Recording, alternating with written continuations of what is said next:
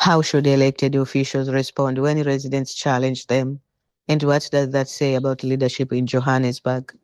That question is at the center of criticism from former EFF Deputy President Floyd Shivambu, following remarks allegedly made by the outgoing mayor of the city of Johannesburg during an engagement with residents. According to the account, the mayor reportedly told a community member that they were, I quote, talking shit, end of quote. Shivambu has strongly criticized the response, arguing that government officials should remain respectful and patient even when discussions with residents become difficult. The controversy comes at a politically important moment.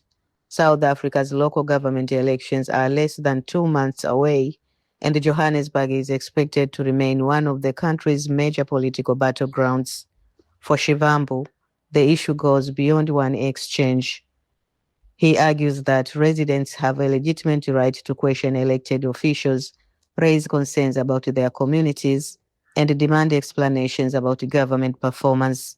In his view, political authority comes with a responsibility to listen rather than become frustrated with the public. That argument touches on a larger challenge facing local government across South Africa.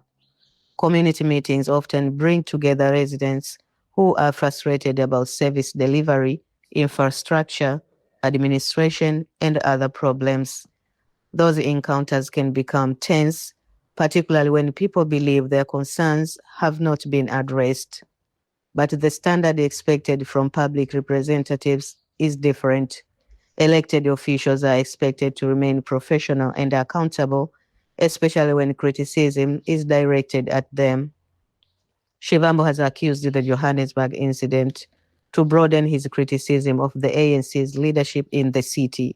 He is calling on Johannesburg voters to remove the ANC from power through the upcoming elections and consider alternative political leadership. The political significance is clear.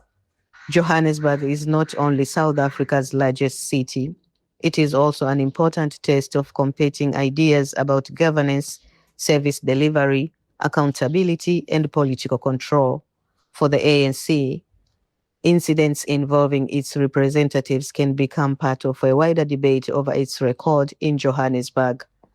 For opposition parties, they provide an opportunity to argue that voters should demand a change in leadership. So, does one controversial exchange prove a wider failure of governance? Not necessarily, but it does raise an important question about how political leaders respond when the people they represent are dissatisfied. Ultimately, Johannesburg voters will decide whether these concerns influence their choices at the ballot box. What do you think? Should public officials face greater accountability for how they speak to residents? Share your view in the comments and follow for more South African political analysis.